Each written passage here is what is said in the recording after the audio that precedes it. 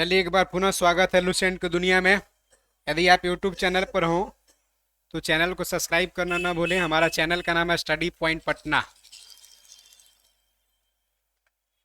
अगर online batch purchase करना चाहते हैं तो बैच भी परचेज कर सकते हैं। एप्लीकेशन भी स्टडी पॉइंट पटना ही है। अभी सबसे लेटेस्ट बैच विजय रथ है जो कंटिन्यू यानी उसका वैलिडिटी जुलाई 2025 तक है। अगर अभी आप परचेज करेंगे तो 300 में कंप्लीट आपको सोल्यूशन मिलने वाला है संपूर्ण लुसेंट का। और आज हम लोग चर्चा करने जा रहे हैं लुसेंट में बौद्ध धर्म। आज देखेंगे कि पढ़ाते कैसे और पढ़ते कैसे हैं लुसेंट। लुसेंट का पूरी तरह से आप निचोड़ प्राप्त करेंगे। शुरुआत देखिए आज, सीधी बात तो बकवास। पहला पॉइंट देखिए क्या कर रहा है। थोड़ा सा हम लोग हिस्टोरिकल मोमेंट में चर्चा करते हैं।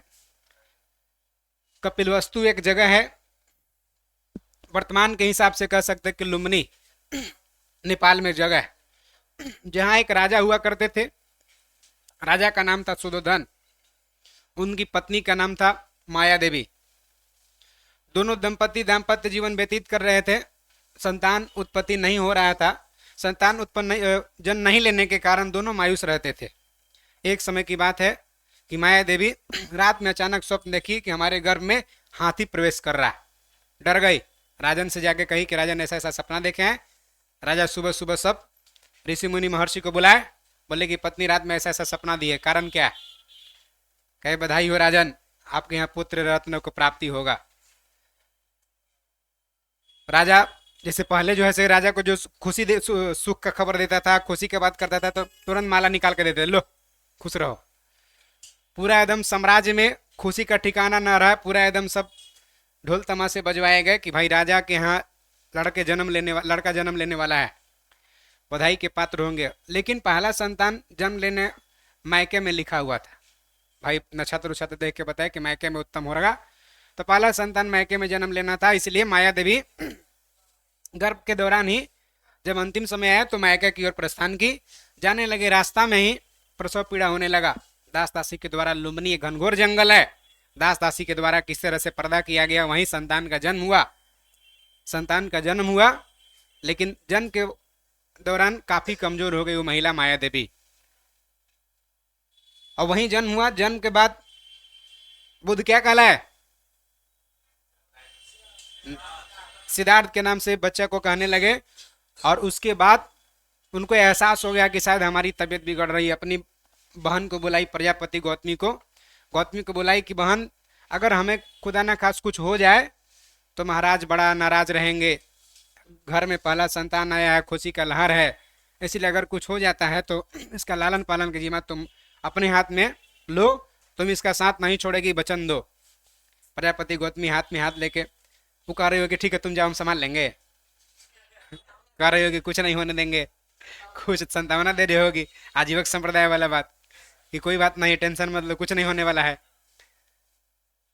और हुआ वही कि जन्म के 7वें दिन माया देवी का मृत्यु हो गया। लालन पालन का जिम्मा प्रजापति गौतमी पर आ गया। प्रजापति गौतमी लालन पालन करने लगी। सुदोधन यहाँ से ससुराल गए। ससुराल से पुत्र के साथ अपनी पत्नी के बहन यानी साली को भी लिया के आ गए।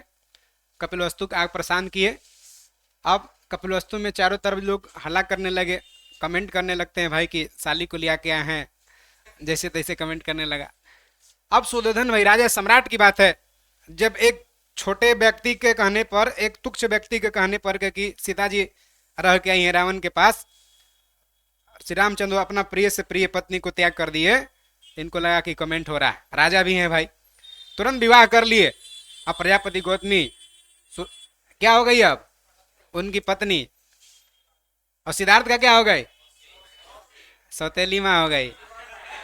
पहले से मौसी थी इसीलिए कहीं लालन पालन सौतेली माँ भी लिख सकता है, मौसी भी लिख सकता है, ठीक है।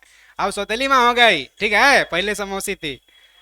और उसके बाद सिद्धार्थ जो है से कि साम्राज्य में हमेशा चिंतित रहते थे, टेंशन रहते थे। ऋषि मुनि को बोला कि देखिए ना, हमेशा ही टेंशन में रहता है, क्या चीज का कमी है? हर चीज तो है हमारे यहाँ। ऋषि मुनि सब कहे राजन, अगर ये बच्चा जो है से कि संसार के अगर दुख से उत्प्रोत हो गया, संसार के अगर कल्याण करने के लिए निकला तो दुनिया का सबसे बड़ा संत बनेगा, कल्याणकारी काम करेगा, लोग के कल्याण की बात करेगा। और अगर ये सम्राट बनेगा तो चक्रवर्ती सम्राट बनेगा, सम्राटों के सम्राट बनेगा। अब डिपेंड करता कि क्या होगा। सारा साम्राज्य में व्यवस्था करा दिए सुद्धोधन कि इसको कहीं बाहर जाने की जरूरत नहीं पड़ेगा, कभी दुख देखेगा ही नहीं। और दुख नहीं देखेगा, लोग के समस्या नहीं सुनेगा, समस्या नहीं देखेगा तो कैसे कल्याण को सोचेगा। इसलिए सब कुछ साम्राज्य में व्यवस्था करा दिया जाए। कपिलवस्तु में हर चीज उपलब्ध था। तब हम कहीं खिड़की पर बैठ के तो कुछ टेंशने में रहते थे। फिर कहे कि अब तो कोई कमी है नहीं, अब 15 साल हो गया, आपका करें, सलाह कर दिए कि विवाह कर दीजिए, ठीक हो जाएगा। अब विवाह हो गया इनका यशोधरा नामक कन्या से। इनके पिताजी जो सुद्धोधन थे, शाक्य कुल के मुखिया थे, ये भी शाक्य कुल के हो गई। इनकी मम्मी जो माया देवी थी, कोलिय कुल के लड़की थी। इनका पत्नी भी यशोधरा से हुआ, वो भी कोलिय कुल की थी। विवाह हो गया तो हुआ कि भाई अब टेंशन खत्म हो जाएगा। फिर भी टेंशन तनाव हमेशा इधर उधर भटकते रहते थे, कुछ न कुछ सोचते रहते थे, चिंतन मनन करते रहते थे। एक बार कपिलवस्तु के सैर पर निकले, बुध 4 दृश्य देख लिए। एक दृश्य देखे कि एक व्यक्ति बीमार है, दर्द से करा रहा है, और मना रहा है कि ईश्वर उठा लीजिए, अब किस बात के लिए रखे हैं, शरण दीजिए शरण दीजिए। एक व्यक्ति को देखे कि इतना दुख है बेचारा कि क्यों नहीं उठा लेते, दुख बहुत ज्यादा है। आगे एक और दृश्य देखे, एक डेड बॉडी लेकर लोग जा रहे हैं और लोग परिजन उसके रोते भी लगते, पीछे पीछे जा रहे हैं, रो रहे हैं। कहा कि भाई मरने वाला था तबो दुख है, मर गया तबो दुख है, दुख है क्या? मन में प्रश्न आने लगा बुद्ध का, सिद्धार्थ का। फिर आगे देखे तो वही डेड बॉडी के पीछे एगो कमंडल लेकर के सन्यासी भजन गाते जा रहा था, माटी के शरीरिया माटी में मिल जाई हो। अरे मैंने कुछ गा रहा होगा ऐसी आपको हम बता रहे हैं। सन्यासी एकदम बिंदास ले में जा रहा था, बुद्ध को ला के अरे ई न खुश है, ई न बिंदास है, मतलब सबसे अच्छा जीवन यही है। बुद्ध रात्रि में, मध्य रात्रि में अपनी पत्नी को, अपने पुत्र राहुल, पुत्र का नाम राहुल है, सोए हुए छोड़ करके अपने सारथी को बुलाए। सारथी का नाम चन्ना था। कहे कि हमें कपिलवस्तु से बाहर ले चलो। सोए हुए चुपे छोड़ करके कपिलवस्तु से बाहर चले गए। और चन्ना को अपना सब मुकुट उकुट, युवराज न हो गए थे भाई, मुकुट सब, आभूषण उभूषण सब, कपड़ा उपड़ा सब दे दिए, राशि वस्त्र ले जाओ, अब तुम ऐस करो, हम अब निकले इधर, भगवा वस्त्र पहन के अब सन्यासी जीवन स्वीकार करेंगे। चन्ना कहा कि महाराज अगर पता चल जाएगा महाराज के कि हम आपको इधर बाहर ही लाए हैं तो आपको छोड़कर हम ही को खादी भूसा भरेंगे, इसलिए ऐसा नहीं करिए, मन है 2-4 दिन रहिए, घूमिए, लेकिन साथे चलिए, लेके चलेंगे। कहा कि हम ही युवराज हैं, बात नहीं मानेगा तो समझिए लेना। चन्ना क्या करे, लेकर के आ गया। सम्राट जैसी राजा को दिखाया, राजा समझ गया कि वो वही जो भविष्यवाणी था, सन्यासी लिखा हुआ तो सन्यासी बन गया। कंदमूल खा करके भिक्षा उक्षा मांग करके चारों तरफ से गुजार रहे हैं, मांगते मांगते भिक्षा। मगध साम्राज्य में बिंबिसार के क्षेत्र में पहुंचे बुद्ध। अब वहां सैनिक वगैरह देखा, कहा कि इतना हटा कटा जवान आदमी, भिखारी तो तनी मनी खराब शराब पहन ले रहता है, फटल उटल रहेगा, आंखों धसल रहेगा, उतना दम चिकना रहेगा जी नहीं। कि लग नहीं रहा है कि सन्यासी उन्यासी है, लग रहा है कि कोई गुप्तचर उपचर है, कोई साम्राज्य के, कोई राजा के। इन्फॉर्म किया जा करके सब बिंबिसार को। बिंबिसार बुलाया, का कद काठी में ठीक लग रहा, क्यों नहीं अच्छा हमारे यहाँ नौकरी कर लेता, इसे भिक्षा उक्षा, सन्यासी उन्यासी क्या नौटंकी है। बुद्ध कहे कि हम कपिलवस्तु के उत्तराधिकारी थे, खाली इतना पता है कपिलवस्तु के उत्तराधिकारी थे। बिंबिसार चौंक गया, पैर तले से जमीन खिसक गया, करे बाट रे बाट, कपिलवस्तु के राजा होने वाला ही है, राजा होने वाला था, भिक्षा मांग रहा है, इसका मतलब कोई ना कोई बड़ा योजना होगा, उद्देश्य होगा। पूछे कि क्या कारण है भाई? बोले कि हम ज्ञान प्राप्ति के लिए निकल पड़े हैं, ज्ञान प्राप्ति के लिए निकल पड़े हैं कि आखिर दुख क्या है, कारण क्या है, मृत्यु क्या है, मोक्ष क्या है, तमाम प्रश्न हमारे मन में आ रहा है, सबको निदान के लिए निकल पड़े हैं। बिंबिसार कहा कि ठीक है, जाइए प्रस्थान करिए यहाँ से, अगर हम राजधर्म नहीं रहते तो हम भी चलते आपके साथ, ये सब ज्ञान प्राप्ति के लिए, लेकिन अगर आपको ज्ञान प्राप्ति हो जाए तो हमको जरूर बताइएगा। वहां से निकल पड़े। पहली बार बुद्ध को अलार कला मिले। अलार कला मिले बुद्ध को, छोटा सा मैंने शून्य का ज्ञान दिए, बहुत ज्यादा नहीं लेकिन थोड़ा ज्ञान दिए। कहे कि भाई ज्ञान प्राप्ति के मार्ग जो है यहाँ से शुरू होता है, इससे आगे हमको नहीं पता है। गाँव में होम ट्यूशन कर लिया उसी तरह से कि ज़्यादा जरूरत है तब चल जाओ जिला में, वहीं बढ़िया सेंटर उंटर का तैयारी होता है। कहे कि अब इससे ज़्यादा हमको नहीं, कि अब राजगीर चले गए। राजगीर में वहाँ गए तो वहाँ भी रुद्रक रामपुत्र मिले, बुद्ध को योग दर्शन का पाठ पढ़ाया, योग का ज्ञान दिए, तपस्या कैसे किया जाता है। बुद्ध को लगा कि हाँ अभी को मार्ग मिल गया। वो कहे कि इससे अब ज़्यादा नहीं, ज़्यादा से ज़्यादा बिहार पुलिस तक ठीक है जिला में, अगर पीसीएस के करना है तो फिर जाओ पटना। कहे कि जाओ, हमारे और भी विद्यार्थी लोग हैं तुम्हारे जैसा, यहाँ से पढ़ करके दिल्ली के आईएएस की तैयारी करे, पटना गया, तुम भी यहाँ से इससे आगे की मार्ग के लिए, उर्वेला एक जंगल है, अभी जो बोध गया एरिया है, उर्वेला जंगल में ऐसे ही विद्यार्थी सेम तुम्हारे कॉन्सेप्ट ज्ञान की प्राप्ति वाले थे, उन लोग का भी पीसीएस के करना था, वहां जाकर के तपस्या कर रहा, तुम जाओ। आ गए यहाँ, कहाँ गए? उर्वेला जंगल में 5 साधक मिले, तपस्या कर रहे थे। उनको भी लगा कि भाई नया है, पुरानों से क्या मतलब, तपस्या वो करने लगे। कहे कि अन्न जल ग्रहण किए बिना तपस्या हम लोग के करना है। अन्न जल ग्रहण किए बिना तपस्या करने लगे सब। देखिए जिस वृक्ष के नीचे बैठकर बुद्ध तपस्या कर रहे थे, उस वृक्ष का एक सुजाता नामक वन कन्या पूजा किया करती थी। पूजा करने दिनचर्या के हिसाब से आई, देखी कि अरे ये तो साक्षात देवता लग रहे हैं, वृक्ष के देवता हैं, इतना दिन पूजा किए, क्या तक जो वृक्ष की पूजा किए हैं हमें फल की प्राप्ति हुई है, साक्षात है, प्रणाम की, आई तपस्या में लीन है।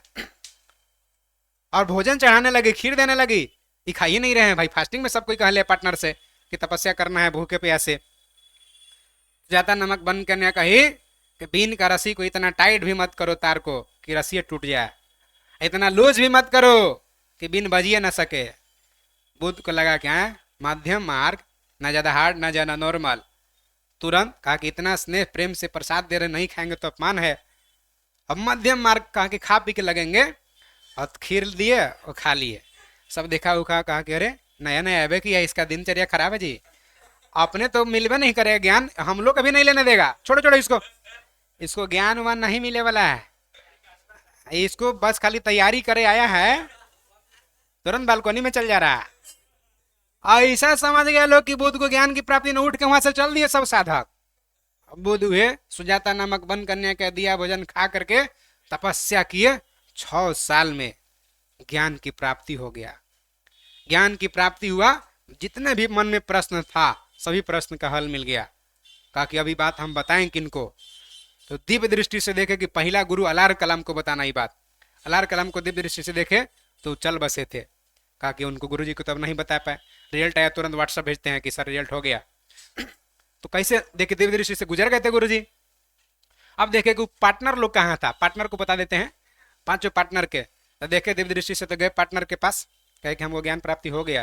अरे छोड़ो ना, हम लोग तैयारी करे हो ही नहीं रहे, तुम्हारा ही हो गया। मान ही नहीं रहे पार्टनर लोग कि ज्ञान की प्राप्ति नहीं हुआ।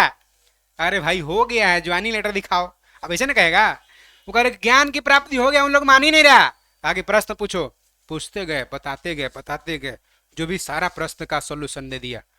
सब कोई चरण पकड़ लिया कि हाँ हाँ हो गया, तुम्हारा ज्ञान की प्राप्ति मिल गया है। अब कहे कि ठीक है, तो कहे कि हम क्या करें, बुद्धम शरणम गच्छामि, ज्ञान प्राप्ति करना बुद्ध के शरण में आओ। जैसे जैसे कहेंगे सेट प्रैक्टिस करना है, डिस्कशन करना है, वैसे करना है। साधक को लिया है और चल पड़े उपदेश देने चारों तरफ सबको। आए यहाँ बिंबिसार के दरबार में, यहाँ भी उपदेश दिए, चारों तरफ घूम घूम के उपदेश दे रहे हैं सब। इन लोग वर्षा ऋतु में उपदेश नहीं देते थे, जैसी वर्षा ऋतु आता था जहां रुके हैं वहीं रुक जाते थे। अगला जब ऋतु वर्षा ऋतु खत्म होता तो वहीं से फिर भिक्षा उक्षा मांगना शुरू करते थे। जिस क्षेत्र में रहते थे वहीं रुक जाते थे। और इसी तरह से शुरुआत किए। सबसे पहले प्रवचन दिए सारनाथ में, सबसे ज़्यादा दिए श्रावस्ती में प्रवचन दिए। उसके बाद धीरे धीरे लोग इनका फॉलोअर बढ़ने लगा। पाली भाषा जनसाधारण की भाषा था, लोकल लैंग्वेज में एकदम मानने वाले लोगों की संख्या बढ़ने लगा। सब जैन छोड़ छोड़ के आने लगा, पूरा ज़्यादा पॉपुलर होंगे, प्रचार होने लगा। ठीक है, यहीं से बौद्ध धर्म का शुरुआत होता है।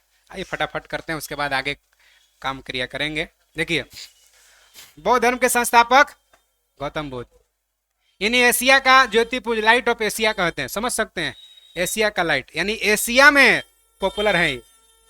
चीन का कन्फ्यूशियस कितना भी उपदेश दे ले, लेकिन बुद्ध हो सकता है नहीं। कन्फ्यूशियस दिया था वो फिलोसफी धर्म का, लेकिन बुद्ध भर वैल्यू नहीं मिला। लाइट ऑफ एशिया, एशिया का लाइट है। गौतम बुद्ध का जन्म 563 ईसा पूर्व में हुआ था। कपिलवस्तु के जगह कहाँ, लुम्बिनी नामक स्थान पर जंगल में हुआ था।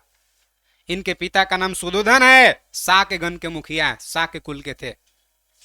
इनकी माता का नाम माया देवी। इनके जन्म के 7वें दिन मृत्यु हो गया था। इनका लालन पालन सौतेली मां प्रजापति गौतमी किया। नेपाल में। हाँ, अब देखिए इधर देखिए बॉक्स के यहाँ से बुध के जन्म का प्रतीक चिन्ह क्या बना? कमल और सा। और गर्भ में आए थे तो प्रतीक चिन्ह हाथी था, इसीलिए याद रखिएगा गर्भ का प्रतीक चिन्ह हाथी। नहीं कहे कि बधाई हो राजन, जो माया देवी को लगा कि घर में हाथी प्रवेश कर रहा है, इसका मतलब क्या है? सपनाते हैं तो लोग नहीं डर जाते हैं, तो तुरंत दिखवाएंगे तो सुनवाएंगे कि काहे सपना रहे रात रात भर। आइए आगे जाएंगे अनिरुद्धाचार्य स्वामी के पास। गृह त्याग का घटना क्या कहलाया? जब घरे से गए ज्ञान प्राप्ति के खोज में तो घोड़ा कहलाया। ज्ञान जब प्राप्ति हुआ प्रतीक चिन्ह क्या बना? पीपल या बोधि वृक्ष। पहला उपदेश दिए, इसी को कहते धर्म चक्र प्रवर्तन, तो चक्र प्रतीक बना। गृह त्यागे थे, इसको महाभनिष्कर्मण कहते हैं। महाभनिष्कर्मण का प्रतीक घोड़ा था और धर्म चक्र प्रवर्तन का प्रतीक चक्र है। निर्वाण मृत्यु हुआ, प्रतीक चिन्ह क्या? देखिए कहीं कहीं कहता है निर्वाण महापरिनिर्वाण, अलग अलग बताया है। निर्वाण का मतलब इच्छा को समाप्त हो जाना और महापरिनिर्वाण का मतलब होता है शरीर से आत्मा निकल जाना, मृत्यु हो जाना। तो निर्वाण का प्रतीक चिन्ह पद चिन्ह है और मृत्यु का प्रतीक चिन्ह स्तूप है। मृत्यु का प्रतीक चिन्ह स्तूप, याद रखिएगा। आगे आ जाइए, इनके बचपन का नाम क्या था? सिद्धार्थ। गौतम बुद्ध का विवाह गौतम बुद्ध का विवाह 16 वर्ष की अवस्था में यशोधरा के साथ हुआ था। पुत्र का नाम क्या है? राहुल। ठीक है, टेंशन में रहते थे इसीलिए कर दिए बालिके में, ना बालिके कह रहे हैं। आइए आगे। सिद्धार्थ जब कपिल वस्तु के सर पर निकले तो 4 गो दृश्य देखे। बूढ़ा व्यक्ति को देखे, एक बीमार व्यक्ति को देखे, एक 100 को देखे, एक सन्यासी को देखे। हम में आ गए, सन्यासी बनेंगे, है ना? आइए आगे। मोटिवेट होकर कितना जोगी फकीर नहीं बन जाता है, सारंगी उठा लेता, चल देता है, जय गुरु गोरखनाथ करते रहता है। आइए आगे, आगे आ जाइए। अभी मोटिवेट के बनता है लोग, ऐसा नहीं है। अब देखिए ये बुद्ध कहे ना कि पूरा संसार दुख में एकदम डूबा हुआ है जी, संसार एकदम दुख में है। दुख का कारण क्या है? देखिए यहाँ सांसारिक समस्याओं से बुद्ध व्यतीत हो गए, माने ओतप्रोत हो गए। जानकारी मिल गया संसार के समस्या से कि बूढ़ा व्यक्ति नाराज है, माने कष्ट में है, बीमार व्यक्ति कष्ट में है, मर गया तब वो कष्ट में है, सन्यासी बिंदास है। ओतप्रेत हो करके 29 वर्ष की अवस्था में गृह त्याग कर दिए। महावीर 30 वर्ष के, और जिसे बौद्ध धर्म में महाभनिष्कर्मण कहा गया। क्लियर है पॉइंट? गृह त्याग करने के बाद सिद्धार्थ वैशाली गए, वहां किसे मिले? वैशाली के गुरुजी मिले अलार कलाम, जो सांख्य दर्शन का शिक्षा ग्रहण किया उनसे। किनसे? अलार कलाम से। अब बताना सांख्य दर्शन आस्तिक है कि नास्तिक? ठीक है, शुरुआत में बुद्ध ईश्वर में मान्यता रखे थे। अब बचपन में तो जैसे खानदान चल रहा है वैसे, बाद में ना वो IAS बने के IPS बने, वो बाद में ना। शुरुआत में गृहस्थे थे वो। समझ में आ रहा बात? आइए आगे। अलार कलाम सिद्धार्थ के पहला गुरु हुए, जो उनको शून्य का ज्ञान दिया, थोड़ा सा ज्ञान मिला इनको। अलार कलाम के बाद सिद्धार्थ कहां चले गए? राजगीर। वहां रुद्रक रामपुत मिले, उनसे शिक्षा ग्रहण किए, युग का ज्ञान प्राप्त कर लिए। क्लियर? अब लगभग ट्यूशन कंप्लीट हो गया है ना। अब सेट प्रैक्टिस मॉक टेस्ट लगाते रहिए का, वह में बचल है। देखिए यहाँ उर्वेला जंगल बोध गया। सिद्धार्थ को नाम जरूरी नहीं, कौन कौन, 5 साधक मिले, माने साथे प्रैक्टिस करे वाले, ग्रुपिंग वाले। कहा मिले? उर्वेला जंगल बोध गया में। बिना अन्न जल ग्रहण किए 6 वर्ष की कठिन तपस्या के बाद 35 वर्ष की आयु में वैशाख पूर्णिमा की रात निरंजना फल्गु नदी के किनारे पीपल वृक्ष के नीचे सिद्धार्थ को ज्ञान की प्राप्ति हो गया। क्लियर हुआ? कौन?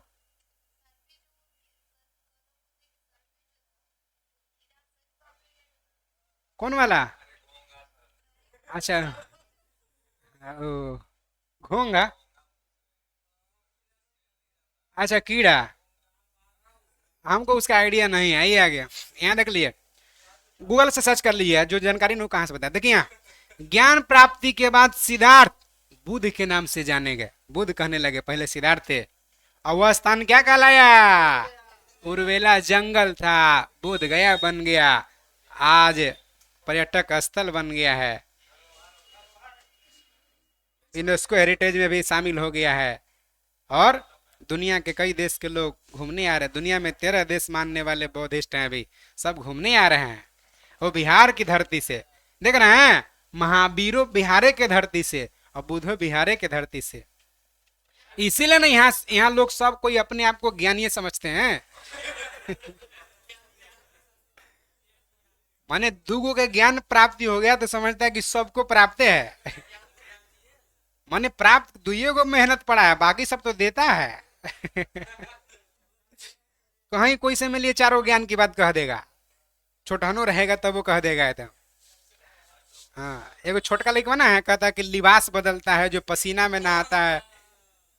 अब दांत मारू से मतलब नहीं। अब बताइए वो जिंदगी के कई गो चीज देखा होगा, अब मोटिवेशनल स्पीकर बन गया। आगे देख लीजिए, वहां देखिए, वहां वह स्थान बुध गया कहलाया। बुध ने अपना पहला उपदेश कहाँ दिए? सारनाथ। बौद्ध धर्म में घटना को धर्म चक्र प्रवर्तन कहा गया। पहला उपदेश क्लियर है?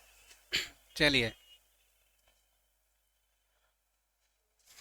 अगला पॉइंट कह रहा है कि बुद्ध अपने उपदेश जन साधारण की भाषा पाली में दिया है। बुद्ध ने अपने उपदेश कौशल यूपी में जाके दिया, वैशाली में दिया, कौशाम्बी में दिया, अन्य कई जगह घूम घूम के दिया। लेकिन सबसे ज्यादा उपदेश कौशल देश की राजधानी कहाँ? श्रावस्ती में सबसे ज्यादा उपदेश दिए। कहीं से घूम के जाकर बैठ जाकर फिलोसफी देते रहोगे वो का? सबसे ज्यादा नहीं दे रहे हैं धीरेन्द्र शास्त्री, कहाँ देते हैं वो? अरे ऐसे तो घूमू के चारों तरफ दे रहे हैं, लेकिन मेन कहाँ है? छतरपुर। हाँ तो वैसे ही है, वैसे ही मैंने एक तरह से सबसे ज्यादा यही दिए थे बागेश्वर धाम में, है ना।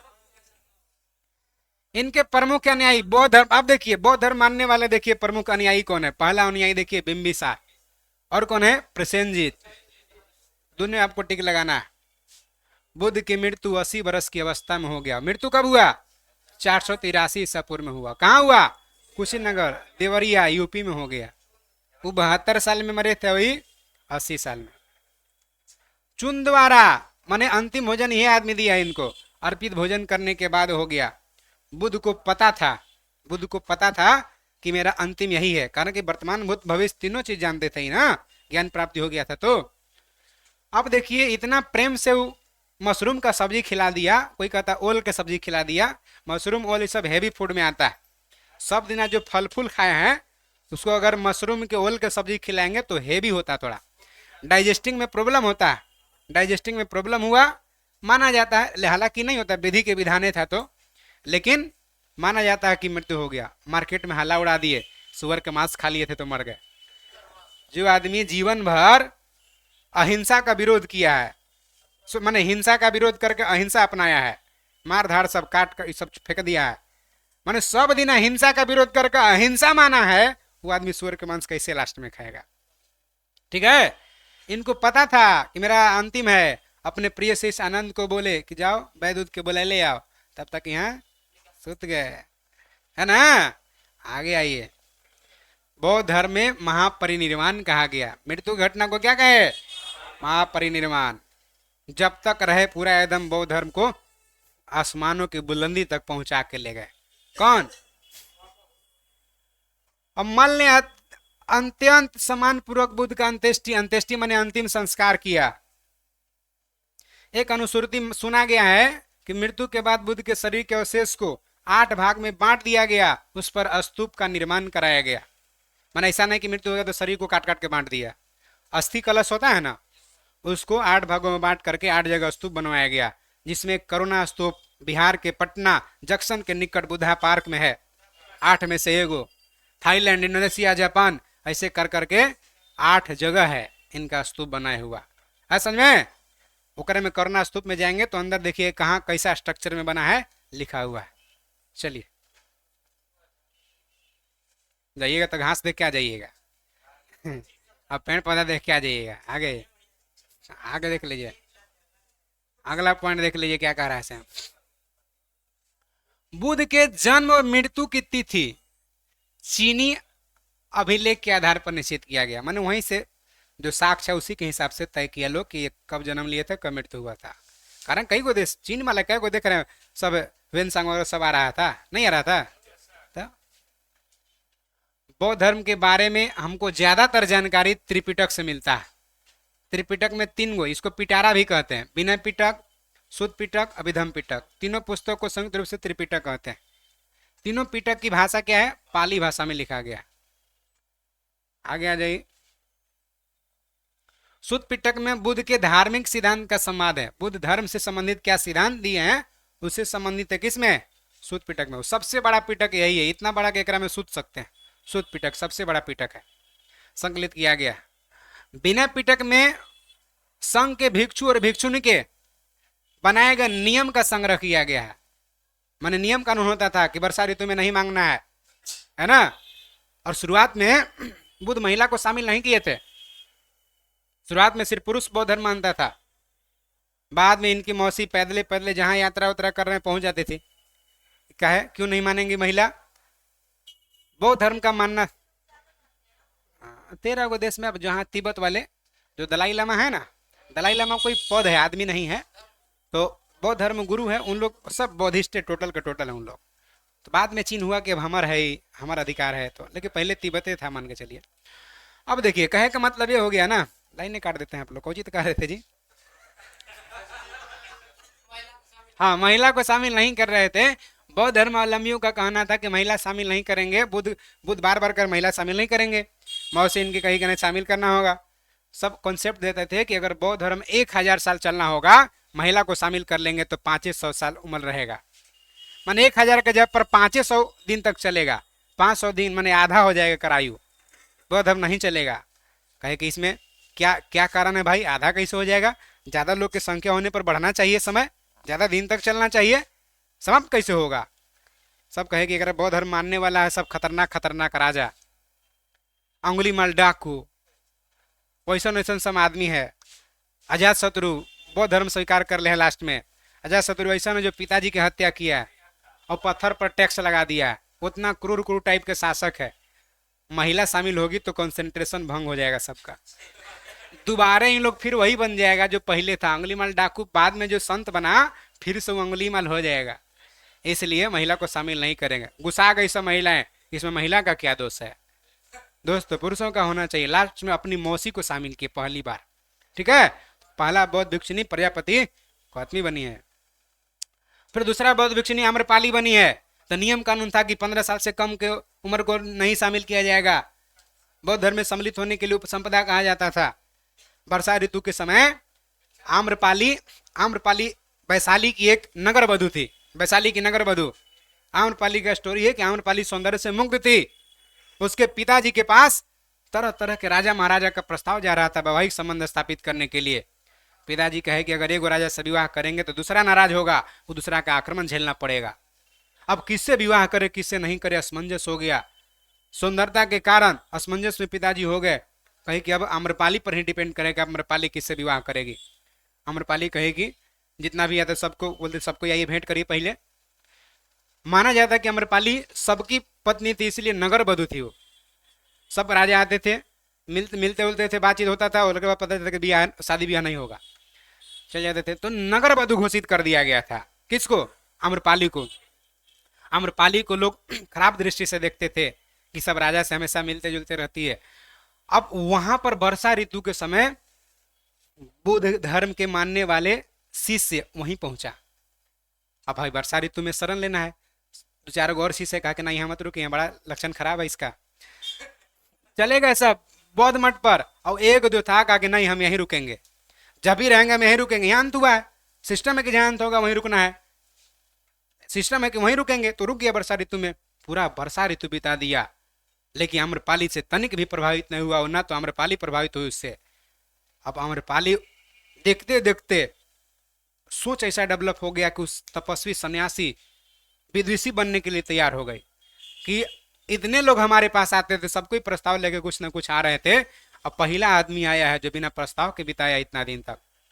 अब बौद्ध के पास चली गए, लोग नाराज होने लगे कि अरे आम्रपाली है, आम्रपाली है। बुद्ध को जाके कह रहा ये है, मत रखिए। और बाकी अब बुद्ध कहेंगे ना, पहले इसकी बात तो सुनिए, पहले बात सुने। कहे कि हम आपके शिष्य से प्रभावित हैं, इसलिए हम बौद्ध धर्म स्वीकार करना चाहते हैं। बुद्ध उसको भी शामिल कर लिए। तो दूसरा बौद्ध भिक्षुनी बनी है आम्रपाली। ठीक है, आइए, सारे लोग शामिल हो गए अब उसमें। अगला पॉइंट में देख लीजिए क्या है, अभिधम पिटक।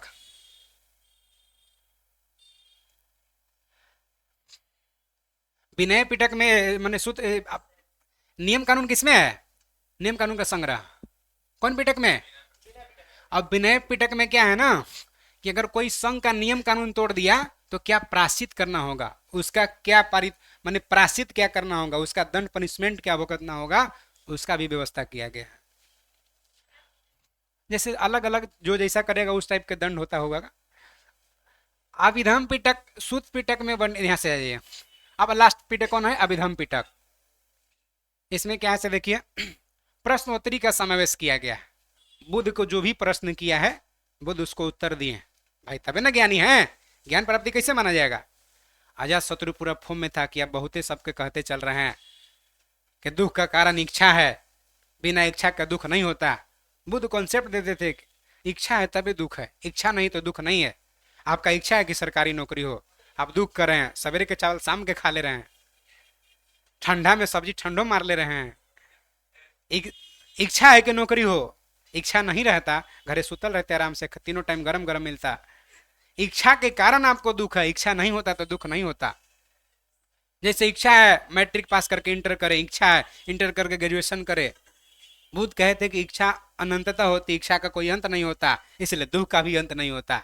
इच्छा अंत हो जाएगा तो दुख अंत हो जाएगा।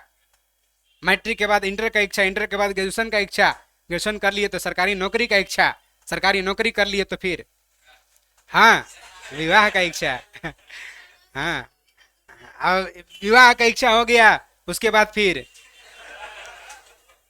अब बाल बच्चा हो गया तो बाल बच्चा पढ़ाने लिखाने का इच्छा, नाती पोता की इच्छा, लास्ट में एकदम कब्र में जाने वाला है, शमशान घाट जाने वाला है, तब वो कह रहे कि बड़का पोतवा का नौकरी हो जाता था ठीक।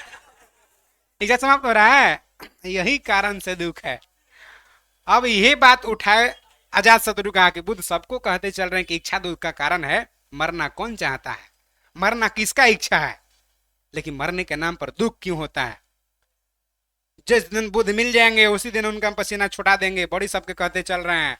अब एक बार मिल गए तो बुद्ध से कहिए दिए सब बात कि आखिर मरना कोई नहीं चाहता है तो दुख क्यों होता है? क्योंकि मृत्यु शाश्वत सत्य है, इसको टाला नहीं जा सकता है। पैर पकड़ लिया, कहा कि अब हम बौद्ध धर्म मानेंगे। अजात शत्रु भी लास्ट में बौद्ध धर्म मान लिया। तो प्रश्न उत्तर जो भी होता था, बुद्ध कहे कि सबको कहे कि ज्ञान प्राप्ति करना है तो बुद्धम शरणम गच्छामि, ज्ञान प्राप्ति करना है बुद्ध के शरण में आओ, मोक्ष मुक्ति मिलना है बुद्ध के शरण में आओ। आनंद प्रिय शिष्य था, कहा कि गुरुजी हम आपका शरण में कब आए? दिन भर तो चटाई बिछाते रहते हैं, माइक सेट करते रहते हैं, आपको प्रवचन देना रहता है हमेशा, तो हम यह सब करते रहते हैं। कभी माइक में लाइट नहीं जा रहा है, कभी चादर बिछा रहे हैं, कभी उधर देख रहे हैं, कभी काम कर रहे हैं, तो हम आपका शरण में कैसे कब सुने? रात में सुत ही जाते हैं, कब हम आपका शरण में आए? बुद्ध कहे कि स्वदीपो भव, अपना प्रकाश खुद बनो। तो फिर आनंद समझ में आ गया कि ओ इसका मतलब अपने से तार्किक बनना होगा। उसके तो जितने भी प्रश्न उत्तर है सब कौन पिटक में? अभिधम पिटक में। आइए आगे, अगला पॉइंट में आ जाइए, क्या कह रहा है?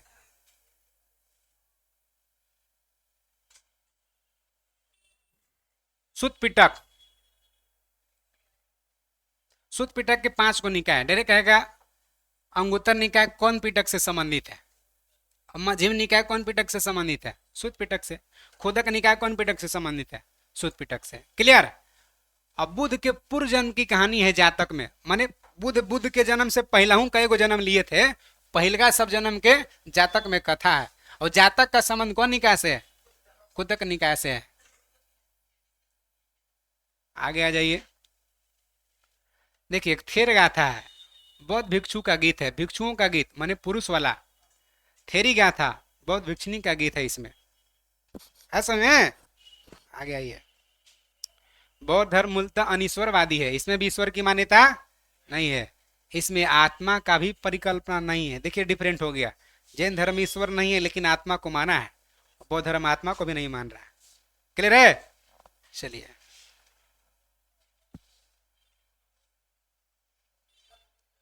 बौद्ध धर्म में पुनर्जन्म की मान्यता है। ये भी कहते हैं कि जैसा जो कर्म करेगा वैसा ही जन्म होगा। बौद्ध धर्म में पुनर्जन्म की मान्यता है। आ रहा समझ में? चलिए, तृष्णा इच्छा को समाप्त हो जाना, छीन हो जाना, बुद्ध निर्वाण कहे। इच्छा समाप्त हो गया तो निर्वाण है ना? इच्छा समाप्त हो गया तो समय कितना कहते, अब हमको कोई टेंशन नहीं है, सबको नौकरी चाकरी हो गया, अब कोई टेंशन नहीं है। अगर ऐसे कोई कह दे तो इच्छा समाप्त है, लेकिन ऐसे ना कहता, आपको कोई टेंशन नहीं है, बस खाली एक बार है कि एक बार जाके घूम के अयोध्या चले आते।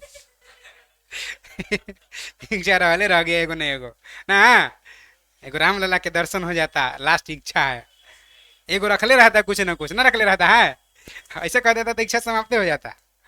आगे देख लीजिए, विश्व दुखों से भरा है, पूरा दुनिया दुख से भरा है। बुद्ध कहाँ से लिए हैं? उपनिषद से सिद्धांत लिए हैं। आगे आ जाइए,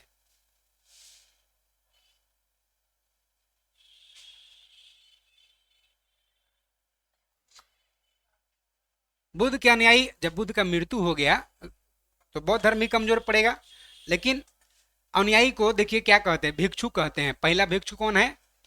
भिक्षु है कि बौद्ध धर्म के प्रचार के लिए जो सन्यासी ग्रहण कर लिए, माने पूरा भगवा वस्त्र पहन लिए, चारों तरफ जब मांग रहे हैं, उपदेश दे रहे हैं, समझिए परिवार से मोहमाया से मुक्त है, तो क्या कहला है? भिक्षु। और उपासक भी बौद्ध धर्म में रहते थे। उपासक उसको कहते थे जो गृहस्थी जीवन व्यतीत कर रहा है, शादी विवाह भी किए हैं, परिवार के साथ ही रह रहे हैं, लेकिन बौद्ध धर्म मान रहे हो तो उपासक है। अरे समझ में? इसीलिए बौद्ध धर्म का संख्या ज्यादा बढ़ते गया था। बौद्ध धर्म के वरिष्ठ साध्वी जो मेन होती थी महिला में, क्या कहते थे? थेरी के रूप में जाना जाता था वरिष्ठ साध्वी को। बौद्ध धर्म में सम्मिलित होने के लिए न्यूनतम उम्र कितना? 15 वर्ष होती थी। बौद्ध धर्म में सम्मिलित होने की घटना को क्या कहते थे? बौद्ध धर्म के भी त्रिरत्न है। बुद्धम कहेगा त्रिरत्न का संबंध है तो बौद्ध जैन दोनों से, अगर दोनों में से एक को आपको चुनना पड़े तो बुद्ध चुनिएगा, है ना? बुद्धम शरणम गच्छामि, धम्मम शरणम गच्छामि, संघम शरणम गच्छामि। शामिल होइए, ज्ञान प्राप्ति करना, मोक्ष चाहिए, मुक्ति चाहिए, कह कह के शामिल करवा लेते थे। अब मृत्यु हो गया तो बौद्ध धर्म में भी थोड़ा सा विवाद होने लगा। कोई कह रहा है कि बुद्ध रहते तो परिवर्तन करते, कोई कह रहा है कि ना, जो बुद्ध कहे वही एकदम 100% वही फॉलो करिए। तो मानने वाला कोई संशोधन चाह रहा, कोई सेम चाह रहा, तो दो विचारधारा में लोग हो गया। देखिए क्या कह रहा है। फिर भी जब दो विचारधारा में हुआ ना, तो हुआ कि ऐसे करिए, मीटिंग करा दो, मीटिंग करा दो, समझौता हो जाएगा, एके रहने दो, चाहे परिवार हो, चाहे देश हो, चाहे कोई हो, विभाजन के बाद विकास रुकता है, इसलिए विभाजन नहीं होने देना है। बौद्ध एक है, मीटिंग किया जाए। मीटिंग किया गया। पहला बौद्ध संगति बुद्ध के मृत्यु के बाद, कब? तुरंत एकदम 483 ईसा पूर्व में राजगृह के गुफा में। भाई मीटिंग वुटिंग हो रहा है तो कहीं नहीं, क्या राज है नहीं है, गुफा में मीटिंग चल रहा है एकदम। महाकश्यप अध्यक्ष है, शासक कौन है? देखा कि शासक आजाद शत्रु आया स्टेज पर, कहा कि सब एक हैं, सब कोई सिर झुका लिया। आजाद शत्रु जब कह दिया तो समझ रहे हैं, आजाद शत्रु क्रूर आदमी है, पितृहंता, फैक्ट्रीसाइड है, पिताजी के जो हत्या कर सकता है, जो पत्थर पर टैक्स लगा सकता है, वैशाली को तहस नहस कर सकता है, वो शासक है कि बौद्ध धर्म एक है। कोई कहे कि ना हम अलग होंगे, दब के रह गया सब, लेकिन अंदर अंदर सब गलिया रहा होगा अजात शत्रु के, दब के रह गया। फिर हुआ दूसरा 100 साल के बाद 383 ईसा पूर्व में फिर मीटिंग हुआ, कहाँ? वैशाली में। सभा कामी अध्यक्षता की। अभी शासक कौन है? कालाशोक। यो समझौता करा दिया, कोई बात नहीं है। तीसरा बौद्ध संगति, इसमें जरूरी नहीं है, पाटलिपुत्र में हुआ। किसके अध्यक्षता में? मंगलीपुत्र। शासक कौन है? अशोक। और जौन अशोक 84 लाख स्तूप बनवा रहा है, बौद्ध धर्म को पूरा धरती पर बौद्धे बौद्ध करना चाह रहा है, उस समय अलग होने देगा जी? जौन अशोक अखंड भारत का निर्माण कर रहा है, जौन अशोक अभिलेख में वार्निंग दे रहा है कि हम हथियार अभी रखे हैं, चलाना नहीं भूले हैं, वो अलग होने देगा जी? अशोक से डर नहीं रहा होगा सब? बुद्ध छोड़ के बाकी सब, बौद्ध धर्म को छोड़ के बाकी सब डर रहा होगा अशोक के नाम से खाली। कारण खून के धारा, खून के नदी बहावे वाला जौन अशोक 99 बहु भाई को कत्ल करके पटना के आगम कुआं में डाल दे, वो अशोक के समय अलग होगा, संभाल लिया। लेकिन जब अशोक का मृत्यु हुआ तो बौद्ध धर्म धीरे धीरे कम हो गया, कारण कि ब्राह्मण धर्म का स्थापना हो गया। शुंग वंश ब्राह्मण लोग सब थे, और अशोक जो परिवर्तन किया था धीरे धीरे मिट्टी में मिलने लगा। कारण कि अशोक के जो पौत्र थे, अशोक के उत्तराधिकारी कुणाल वगैरह हुए, ये सब उतना योग्य नहीं थे जितना अशोक था। अशोक के समय राजस्व भी आता था, खर्चा करता था तो, लेकिन उन लोग के समय कोई राजस्व नहीं पहुंचा रहा है, कमजोर समझ रहा है सब, धीरे धीरे कम हो गया। तब जाकर के चौथा बौद्ध संगति मीटिंग हुआ। कहाँ हुआ? कुंडलवन कश्मीर। वसुमित्र अध्यक्ष था, अशोघोष उपाध्यक्ष था, दो आदमी संभालने के लिए। और शासक कौन है? कनिष्क। इस समय नहीं माना, अलग हो गया, जो गांठ बनल था अलग हो गया। चतुर्थ बौद्ध संगति के बाद बौद्ध धर्म दो भाग में बट गया, हीनयान, महायान। क्लियर हुआ? समझ में आ रहा है बात? आ रहा है। अब देखिए क्या है ऐसे, आखिर दोनों में अंतर क्या है? तो बौद्ध धर्म के महायान वाले जो हैं, ये लोग बोधिसत्व के आदर्श मानते हैं, माने बुद्ध जो कहे हैं ना वह एकदम। इन लोग दूसरा के कल्याण को प्राथमिकता देवे के अपना निर्वाण में विलंब करता, दूसरा के कल्याण करके अपना कल्याण चाहता। नहीं कहते किसी को भला करो तो आपको लाभ होता है, क्योंकि भला का उल्टा लाभ होता है। व्हाट्सएप पर ना आता है क्या मैसेज, किसी को भला कर दीजिए इसी कारण कि भला करने से आपको लाभ होगा। ना कहता है जी भला, भला का उल्टा क्या है? लाभ, इसलिए भला करना चाहिए।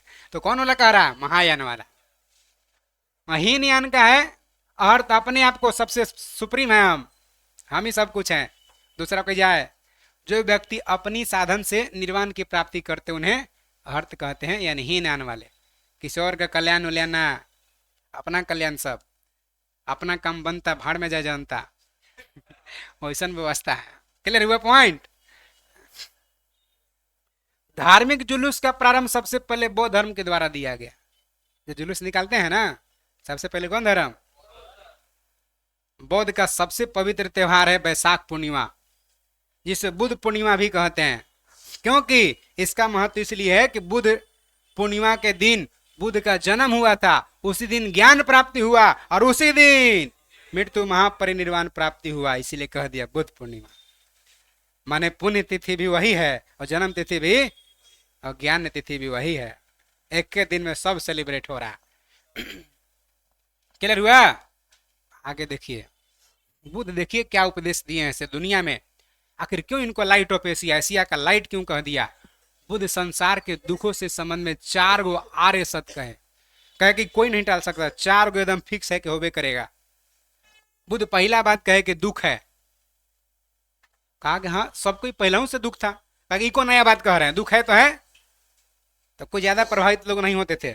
दूसरा कारण कहे कि दुख का कारण है, यो सब समझे कि कोई बात नहीं है, दुख का कारण है, ये कौन बड़का बात है, कोई ना कोई कारण से दुखी होता है, बड़का बात नहीं सोच समझ रहा था।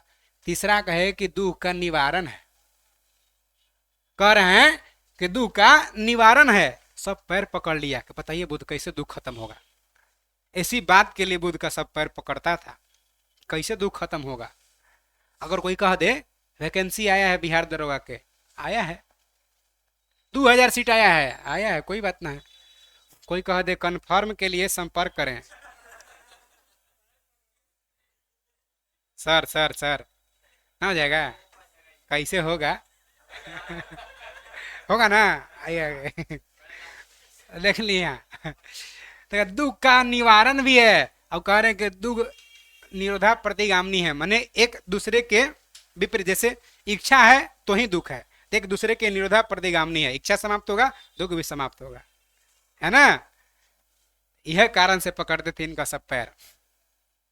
इन संसारिक दुखों से मुक्ति अगर पाना है, आपको कन्फर्म एकदम चाहिए, जमा कर दीजिए।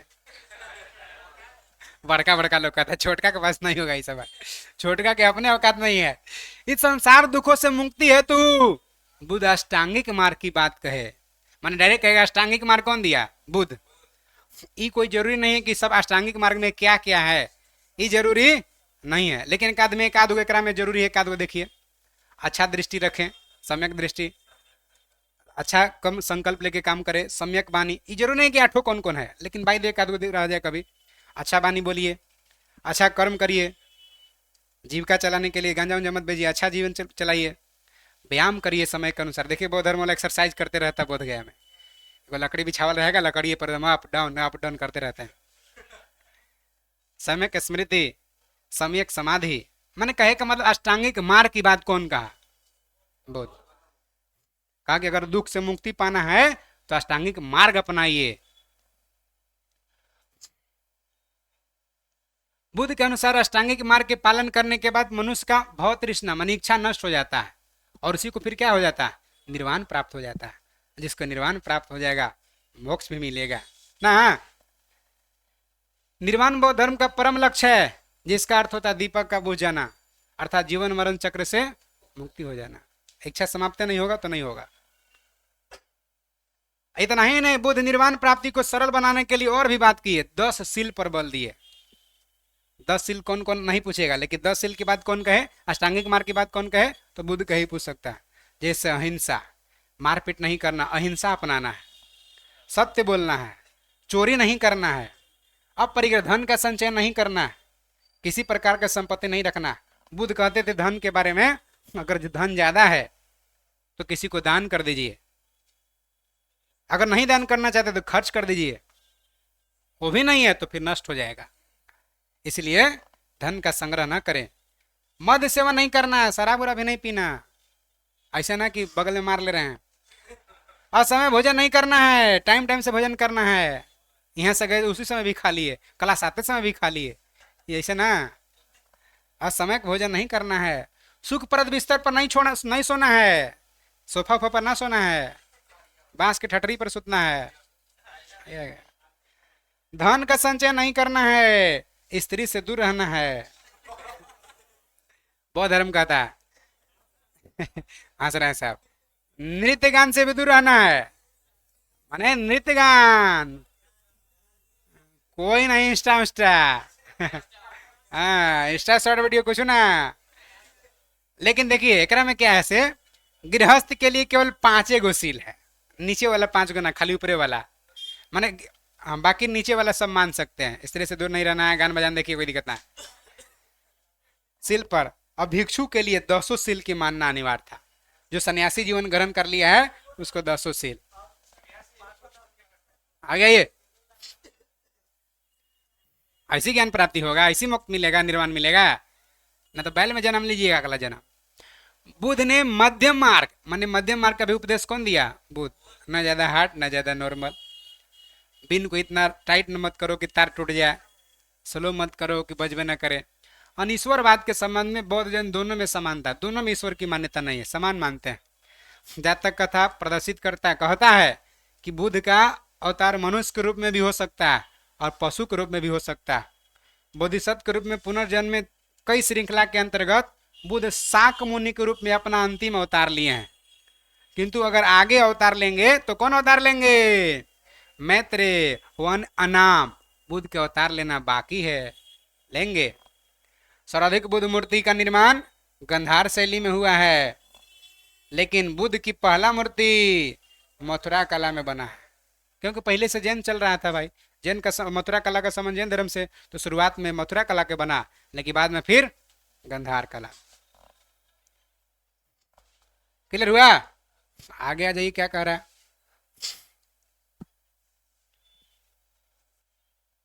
जो पढ़ेंगे वही टिक लगाना है।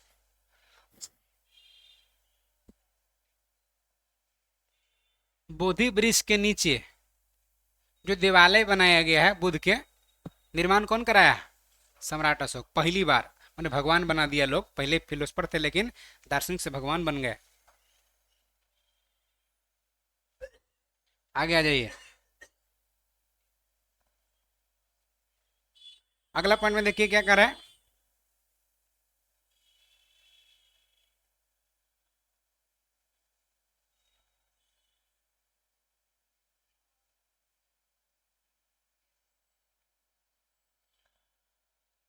तिब्बत, भूटान, लोकल जो पड़ोसी देश है, बौद्ध धर्म का प्रचार कौन किया था? पद्मसंभव किया था। इनका बौद्ध धर्म के कौन शाखा से संबंधित है? वज्रयान। वज्रयान जो है ना, हीनयान, महायान, वज्रयान, वज्रयान जादू टोना से संबंधित है। जादू टोना वाला सब वज्रयान से रिलेटेड है ना। आगे आ जाइए। बुद्ध के 123 फीट ऊंचा मूर्ति हिमाचल प्रदेश के रेवारसर झील में है। भारत में उपासना की जाने वाली पहला मूर्ति किनका है? बुद्ध का। पद्म समूह आदमी के नाम है भाई ना। आगे आ जाइए। स्तूप। स्तूप क्या था तो समझिए। सावधान टीले थे जहां अस्थि कलश रख करके छोटा छोटा टीला बनाया जाता था, जिसमें मृतक के अवशेष और राख को रखा जाता था। बौद्ध धर्मावलंबी सब स्तूप बनवाते थे, उसी में रखा जाता था। अशोक के शासन काल में, अशोक ऐसा राजा है जो बहुत बौद्ध धर्म का प्रचार प्रसार किया। स्तूप कला चरमोत्कर्ष पर पहुंच गया था। समझ सकते हैं कि अपने राजकाल में 84,000 स्तूप बनवाया है। कौन? अशोक।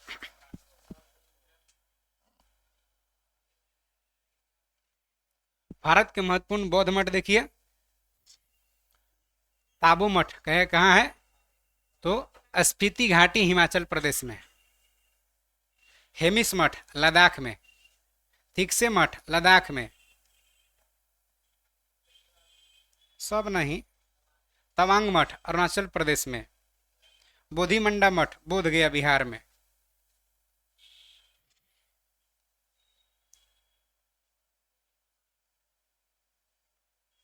आगे आ जाइए। स्तूप को 5 श्रेणी में वर्गीकृत किया जा सकता है और एकर कौन कौन ही जरूरी नहीं। अशोक द्वारा बनाया गया स्तूप में सबसे प्रसिद्ध जो है मध्य प्रदेश का सांची स्तूप। उत्तर प्रदेश के पिपराहवा का स्तूप सबसे प्राचीन स्तूप माना जाता है। स्तूप आमतौर पर अवशेष का निक्षेपागार है, वहीं स्टोर किया जाता है अस्थि कलश वगैरह अवशेष का।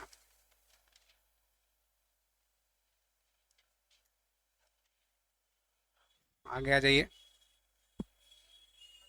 थोड़ा सा भाजा गुफा डायरेक्टली महाराष्ट्र में है।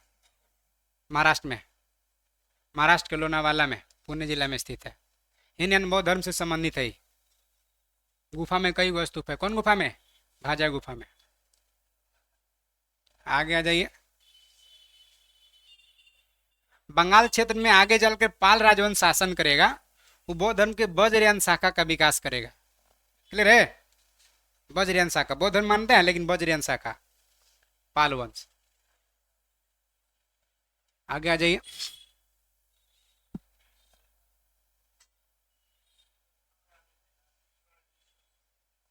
कोई दिक्कत है? एक और पॉइंट नोट में देख लीजिए। अजंता की गुफा है, एक गुप्त काल में बना है, याद रखना आपको। खाली क्या याद रखना है? बौद्ध धर्म से संबंधित है। कौन कौन काल में? गुप्त काल में बना, याद रहेगा। अब जाकर के बौद्ध धर्म हम लोग का एक तरह से लुसेंट के हिसाब से कंप्लीट हुआ। अगर आप ऑब्जेक्टिव लुसेंट पढ़ेंगे, उसके बाद ऑब्जेक्टिव लुसेंट के बाद घटना चक्र पढ़ लेंगे, तो संभवतः कॉमन क्वेश्चन लुसेंट से मैंने घटना चक्र और लुसेंट ऑब्जेक्टिव इससे मिला करके नहीं छूटेगा। इसको कहते हैं लुसेंट पढ़ना। ठीक है? अगर इतना बढ़िया बेहतर लग रहा होगा, ठीक ठाक लग रहा होगा, तो आराम से चैनल को सब्सक्राइब कर लीजिएगा। ठीक है? और ठीक नहीं लगा होगा तो अनसब्सक्राइब कर दीजिएगा, जो किए होंगे वो भी। चलिए, धन्यवाद।